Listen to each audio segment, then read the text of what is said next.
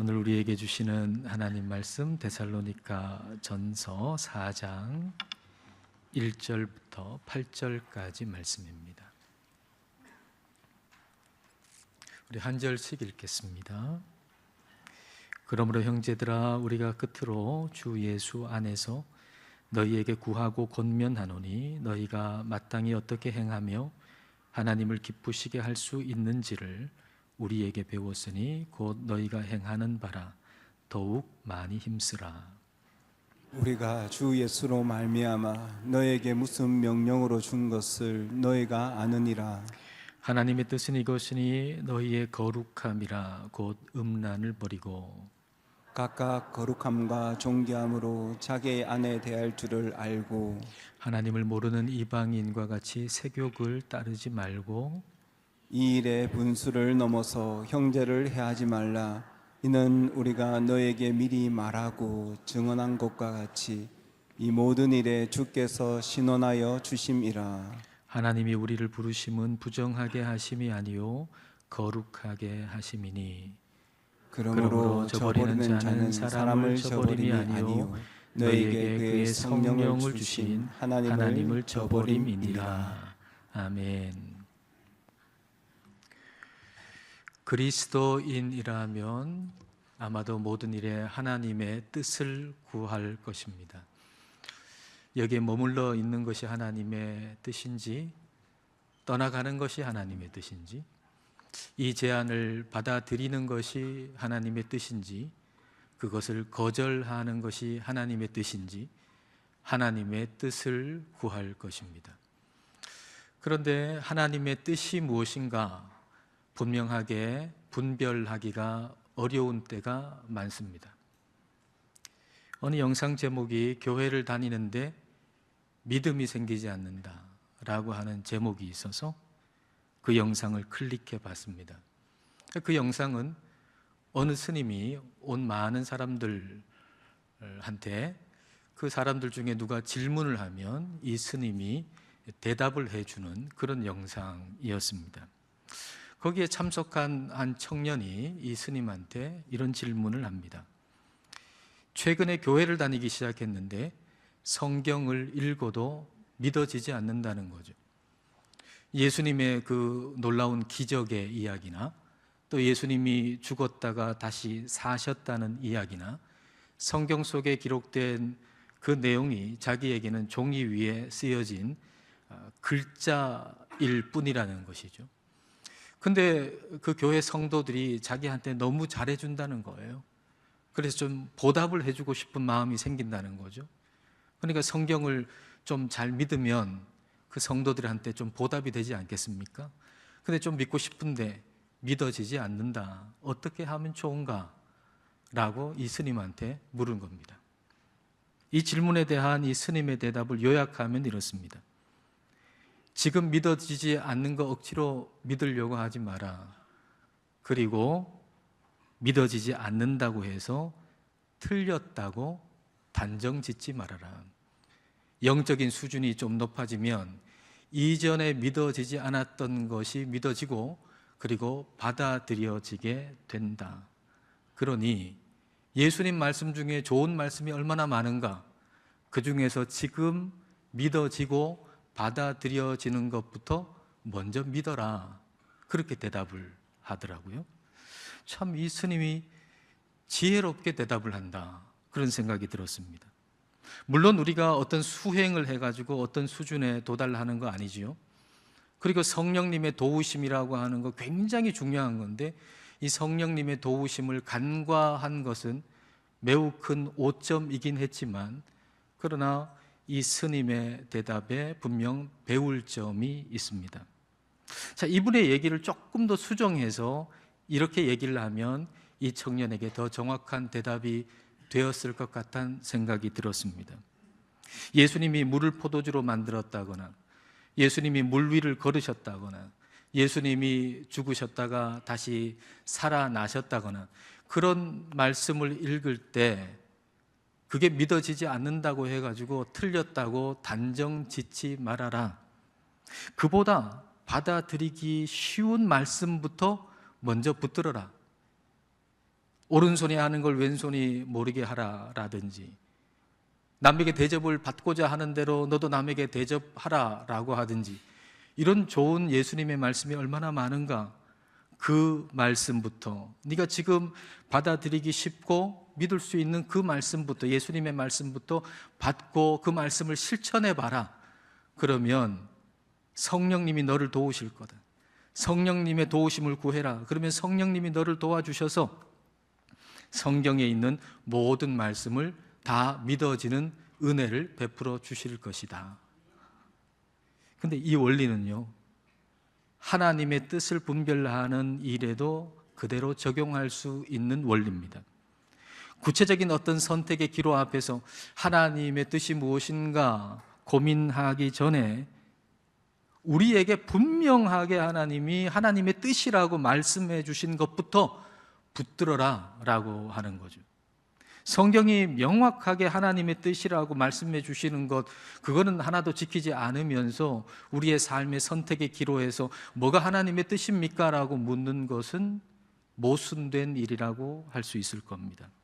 자, 그러면 성경에서 분명하게 하나님의 뜻이라고 말씀해 주시는 건 뭡니까? 오늘 말씀에 있잖아요. 3절 말씀. 오늘 보면 3절 말씀이 이렇게 말씀하시죠. 하나님의 뜻은 이것이니 뭐라고요? 너희의 거룩함이라. 성경은 우리의 거룩함이 하나님의 뜻이라고 말씀하고 계세요. 아주 분명하잖아요. 하나님의 뜻이다 라고 말씀하시면서 그것은 우리의 거룩함이다 라고 말씀하세요. 근데 그 거룩함이 무엇인가 좀 구체적으로 들어가 보십시다. 3절 하반절과 5절 말씀입니다. 곧 음란함을 버리고 하나님을 모르는 이방인과 같이 세욕을 따르지 말고. 거룩함이라고 하는 것은 음란을 버리는 거예요. 하나님 모르는 사람들이 따르는 그 세욕을 따르지 않는 거예요. 그러니까 거룩함이라고 하는 것은 세상의 가치관을 따르지 않고 버리는 것이죠. 주후 1세기의 데살로니가는 로마의 속국이었잖아요. 로마의 지배하에 있었죠. 로마 제국의 문화라고 하는 것은 순결, 성적인 정결함, 이걸 미덕으로 여기지 않았습니다. 그러니까 오늘날의 문화와 그 당시의 로마 문화가 비슷하다고 할 수 있습니다. 내 몸은 내 거고 내가 원하는 대로 즐길 수 있다. 이게 오늘의 문화잖아요. 로마의 문화죠. 내 몸은 내 거다. 그러니까 내가 원하는 대로 즐길 수 있다라고 하는 것이 오늘날의 문화예요. 로마의 문화이기도 해요. 거룩함은 이와 같은 세상적인 가치관을 따르지 않고 버리는 거예요. 그러니까 거룩이라고 하는 이 말 자체가 이미 분리됐다는 거거든요. 거룩이라고 하는 말은 분리됐다라고 하는 의미를 가진 단어죠. 구약시대의 예루살렘 성전에서 썼던 그릇, 그걸 거룩한 그릇이라고 하잖아요. 근데 왜 그걸 거룩한 그릇이라고 합니까? 세상에 없는 재료로 만들었기 때문입니까? 아니요. 세상에 있는 재료로 만들었죠, 그 그릇도. 그리고 세상에는 그 그릇보다 더 멋진 그릇도 많아요. 근데 왜 예루살렘 성전에 있는 그 그릇을 거룩한 그릇이라고 하나요? 그것은 그 재료로 인해서 거룩한 게 아니고 그 소속으로 인해서 거룩한 거죠. 그 그릇이 하나님께 속해져 있고 그리고 하나님께 예배하는 용도로 지정돼서 하나님께 예배하는 용도로 쓰이기 때문에 그걸 거룩하다, 거룩한 그릇이다 라고 얘기하는 겁니다. 그런 의미에서 제가 설교 시간에 쓰는 지금 제가 보고 있는 아이패드, 태블릿 PC, 여기 설교문이 들어가 있습니다. 이 아이패드를 거룩하다고 말할 수 있습니다. 이거하고 똑같은 제품도 많고요. 성능이 더 좋은 것도 많이 있습니다. 그러나 제가 이걸 거룩하다라고 확실하게 얘기할 수 있는 것은 이 아이패드를 저는 설교 준비와 설교로만 쓰기 때문이죠. 용도로만, 그 외의 용도로는 쓰지 않기 때문이에요. 여기에 다른 기능이 없기 때문이 아닙니다. 다른 기능도 있습니다. 다른 기능이 나쁜 건 아니지만 그러나 가장 귀한 목적을 위해 가지고 이 아이패드를 구분해 둔 겁니다. 이 아이패드가 용도 때문에 거룩한 거죠. 뭐 그 재료 때문에 거룩한 게 아니고 그 용도 때문에 거룩한 것이듯 우리의 몸이 거룩한 이유 역시도 우리의 몸이 뭐 세상 사람들보다 탁월하기 때문이 아니라 우리의 몸의 소속 그리고 우리의 몸의 용도 때문에 우리의 몸이 거룩하다라고 말할 수 있는 겁니다. 우리의 몸이 어디에 소속되어 있는가? 우리의 몸의 용도는 무엇인가? 고린도전서 6장이 우리에게 말씀해 주시죠. 고린도전서 6장 19절과 20절 말씀. 너희 몸은 너희가 하나님께로부터 받은 바 너희 가운데 계신 성령의 전인 줄을 알지 못하느냐? 너희는 너희 자신의 것이 아니라 값으로 산 것이 되었으니 그런즉 우리 몸의 용도가 그다음 뭐라고 기록하고 있습니까?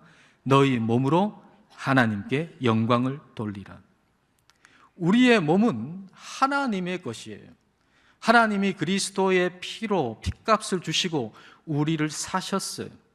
우리의 몸은 하나님의 것이고 우리의 몸을 하나님은 용도를 지정해 주셨는데 우리의 몸은 하나님의 영광을 위해 쓰라고 우리에게 주신 것입니다. 그러므로 우리가 우리의 몸을 하나님께서 지정해 주신 용도 바깥에서 쓰는 것은 횡령이라고 말할 수 있습니다. 하나님이 허락하시지 않은 용도로 우리의 몸을 쓰는 것은 영적인 횡령입니다. 하나님은 성이라는 걸 선물로 주셨습니다. 만약에 하나님이 이 성이라고 하는 걸 선물로 주시지 않았다면 아담과 하와로 끝났을 겁니다. 하나님이 우리에게, 인간에게 성이라고 하는 걸 선물로 주셨기 때문에 우리가 지금 존재하는 거고 우리의 자손들도 존재하는 것입니다. 하나님은 성이라고 하는 선물을 결혼과 가정 안에 두셨습니다. 오늘 본문의 음란이라고 번역되어 있는 헬라어 포르네이아라고 하는 단어는 결혼과 가정의 범위를 벗어나서 이루어지는 모든 성관계를 얘기하는 겁니다. 이것은 하나님이 허락하시지 않은 거고 허락하시지 않은 것에 하나님께 속한 우리의 몸을 사용하는 것은 영적인 횡령이라는 겁니다. 횡령죄에 대한 처벌이 뭔가 한번 검색을 해봤어요. 이렇게 나오더군요. 단순 횡령죄 5년 이하의 징역 또는 1,500만 원 이하의 벌금에 처한다. 횡령죄 벌이 무섭습니다. 업무상 횡령죄 직무상의 신뢰를 저버리는 경우로 처벌이 가중되어 10년 이하의 징역 또는 3천만 원 이하의 벌금에 처한다. 횡령 액수가 높아지면 더해집니다. 횡령 액수가 5억 원 이상이면 3년 이상의 유죄 징역, 50억 원 이상이면 무기 또는 5년 이상의 징역에 처한다. 우리 몸값은 얼마나 되겠습니까? 우리 몸값이 돈으로 계산이 되겠습니까? 주님의 핏값을 주시고 우리를 사셨습니다. 따라서 우리가 우리의 몸을 함부로 쓰는 것은 하나님께 돌아가야 할, 우리 몸을 통해 하나님께 돌아가야 할 영광을 가로채는 횡령인 것입니다. 돈의 횡령의 처벌이 무섭다면 영적 횡령의 처벌은 더 무섭다는 사실을 우리는 잊어서는 안 됩니다. 자, 오늘 보면 6절 말씀을 보겠습니다. 이 일에 분수를 넘어서 형제를 해하지 말라. 이는 우리가 너희에게 미리 말하고 증언한 것과 같이 이 모든 일에 주께서 신원하여 주심이라. 이 모든 일에 주께서 신원하여 주신다 그랬어요. 신원한다라는 말 좀 어려운 말이죠. 근데 신원하여 주신다라고 하는 이 번역을 한 헬라어 단어가 뭐냐면 ektikos예요. ektikos라고 하는 말은 심판자란 말이에요. 심판자, 징벌자.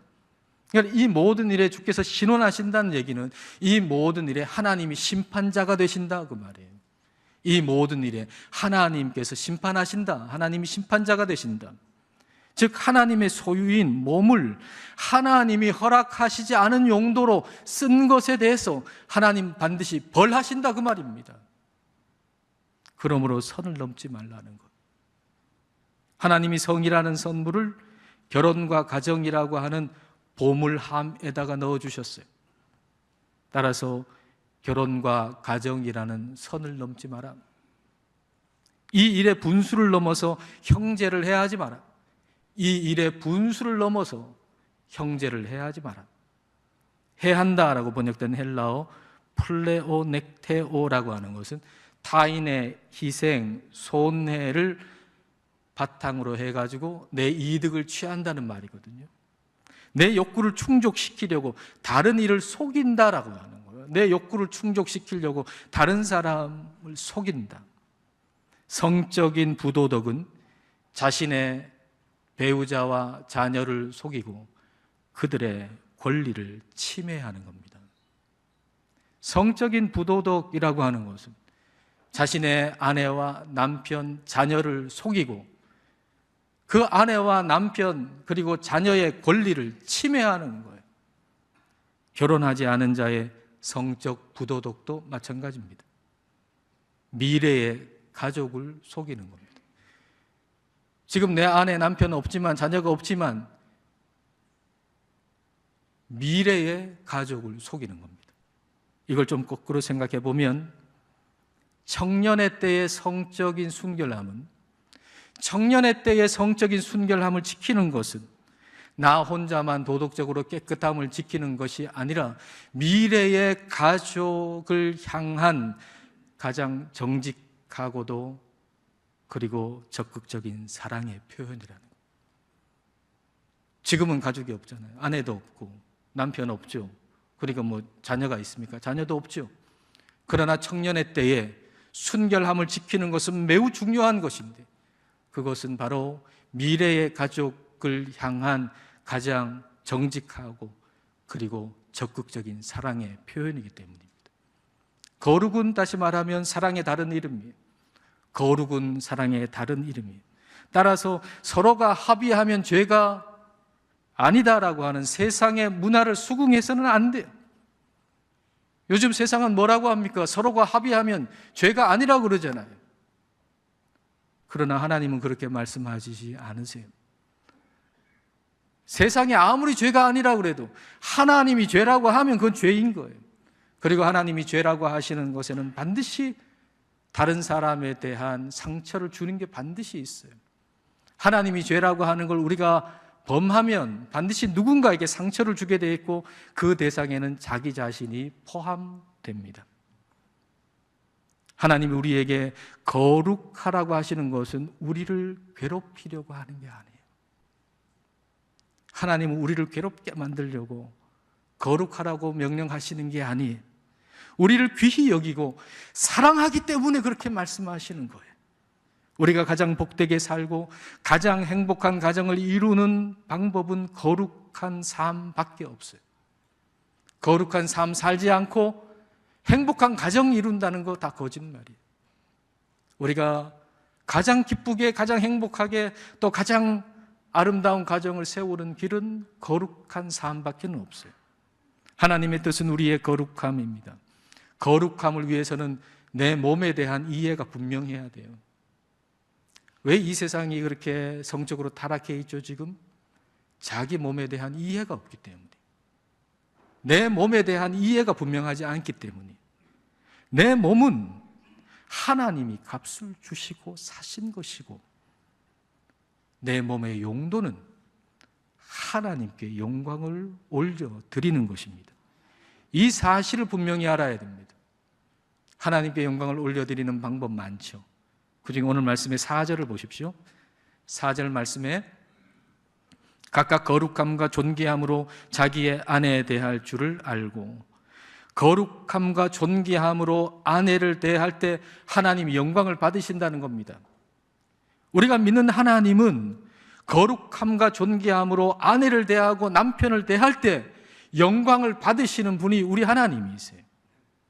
우리 하나님은 우리가 거룩할 때 영광을 받으시는 분이에요. 왜냐하면 우리 하나님이 거룩하신 분이기 때문이죠. 그래서 우리 하나님이 거룩하신 분이기 때문에 우리에게 말씀하시기를 내가 거룩하니 너희도 거룩하라 라고 말씀하신 겁니다. 우리가 거룩할 때 하나님은 영광을 받으세요.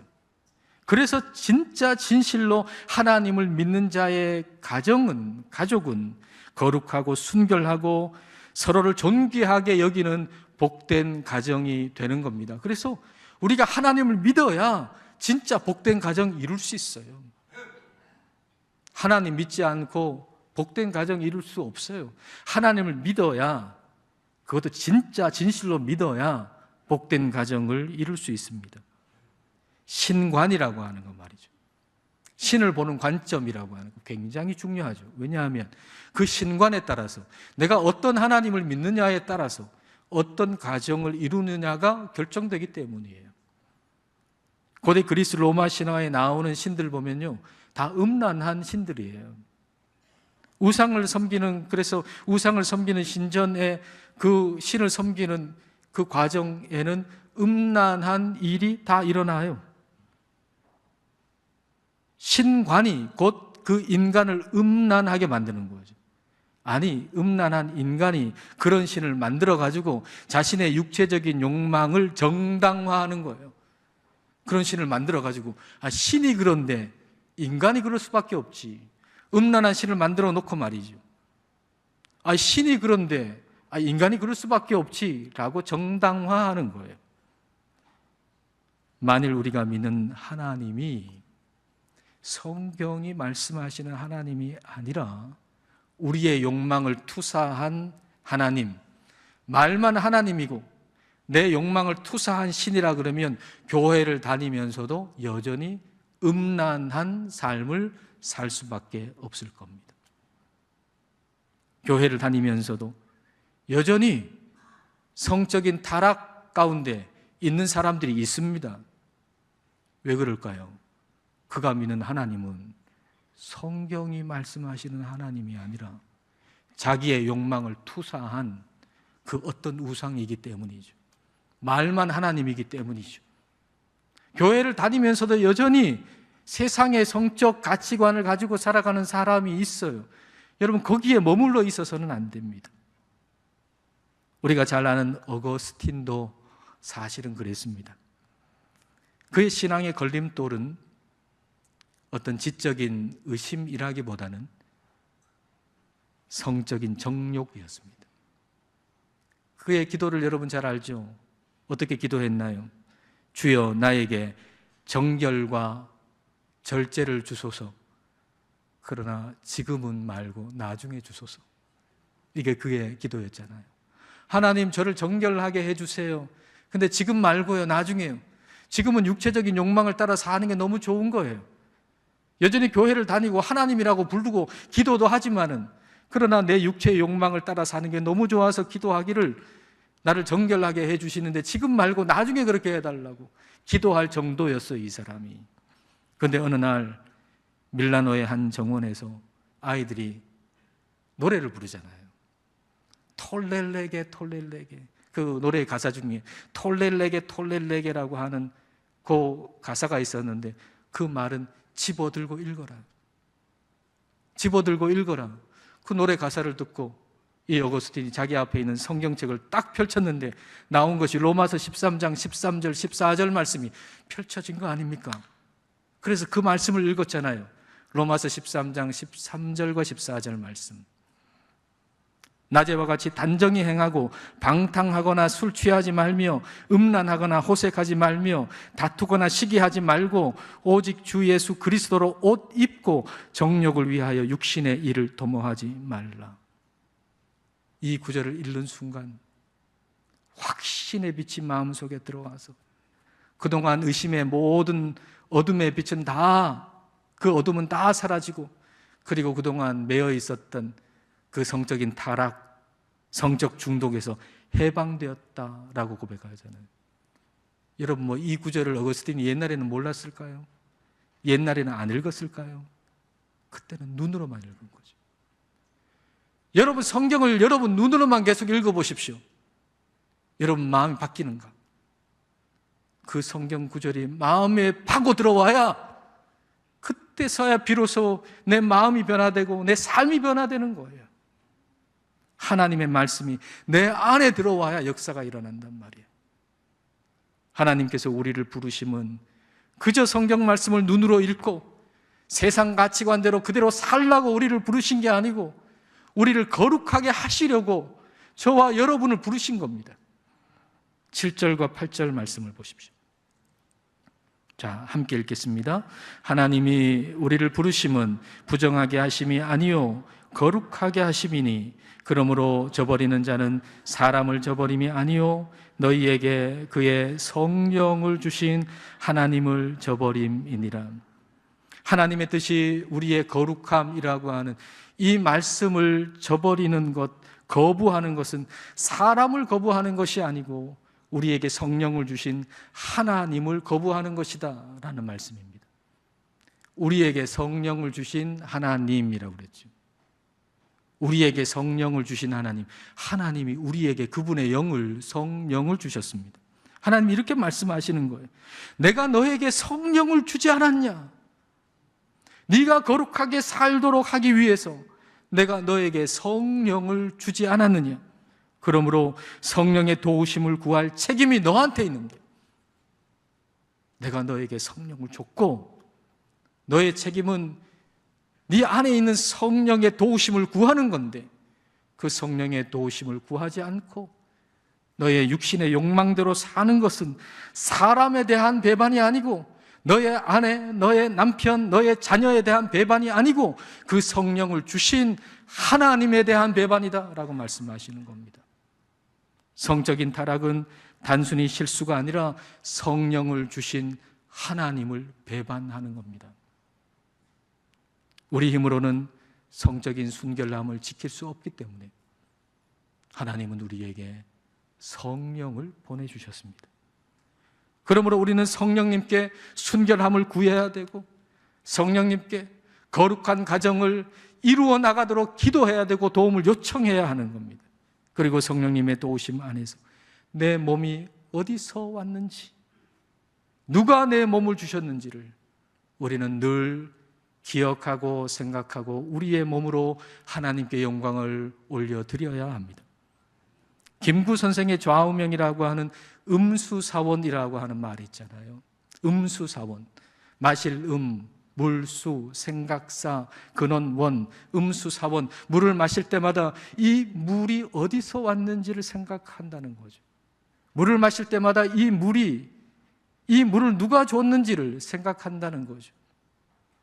이처럼 우리도 몸 신자를 써서 신사원해야 될 겁니다. 몸신, 생각사, 근원원.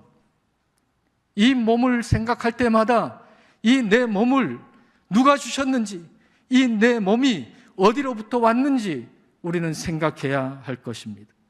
하나님께서 이 몸을 그리스도의 핏값을 주시고 사셨고 하나님은 이 세상 우리가 살아가는 날들 동안 우리에게 쓰라고 이 몸을 주셨습니다. 그리고 용도를 지정하셨습니다. 하나님의 영광을 위해 이 몸을 쓰라고 용도를 지정하셨고 그렇게 거룩하게 쓸 수 있도록 성령을 우리에게 보내주셨습니다. 하나님은 우리가 할 수도 없는 걸 명령하시는 분이 아닙니다. 우리가 할 수도 없는 걸 명령해봤자 우리가 어떻게 하겠습니까? 하나님은 우리가 할 수도 없는 걸 우리에게 명령하시지 않습니다. 하나님이 명령하신 것 중에 우리를 괴롭히려고 명령하시는 건 단 하나도 없습니다. 우리가 할 수 있도록 다 준비해 놓으시고 우리를 존귀하게 만드시려고 우리에게 거룩하라고 명령하신 것입니다.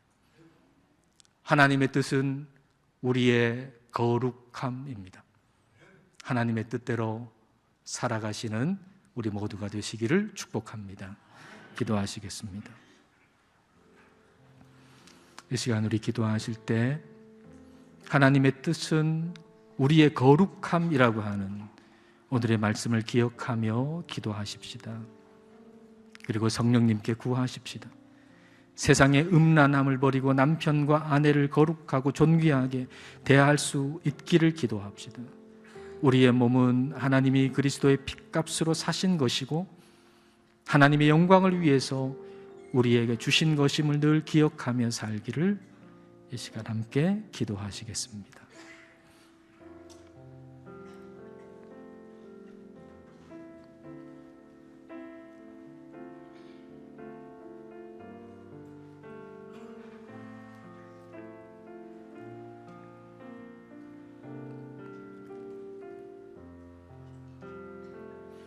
하나님 아버지, 하나님께서는 우리를 존귀하고 거룩하게 만드셨습니다. 그리고 우리에게 거룩하게 살도록 성령님을 보내주셨습니다. 그럼에도 세상의 음란한 가치관이 밀려올 때 우리는 무너지곤 합니다. 주님, 오늘 말씀을 통해서 이것이 단순한 개인의 실수를 넘어 우리에게 성령을 주신 하나님을 저버리는 일이었음을 고백합니다.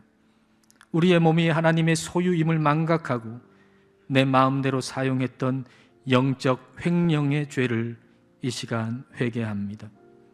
주님의 뜻을 구한다고 입술로는 말하면서도 성경에 분명하게 기록하신 거룩함이라는 하나님의 뜻은 외면했던 우리를 용서하여 주시옵소서. 내 힘과 의지가 아닌 오직 성령님의 도심만을 의지하며 다시금 순결의 길로 나아가게 하옵소서. 이제부터는 우리의 몸의 근원이 어디인지 항상 생각하게 하옵소서. 우리의 몸이 하나님의 성전임을 기억하며 우리의 가정과 삶의 모든 자리에서 거룩함과 존귀함으로 하나님께 영광 올려드리는 삶이 되게 하옵소서. 우리를 거룩하게 하시는 예수님 이름으로 기도드립니다. 아멘.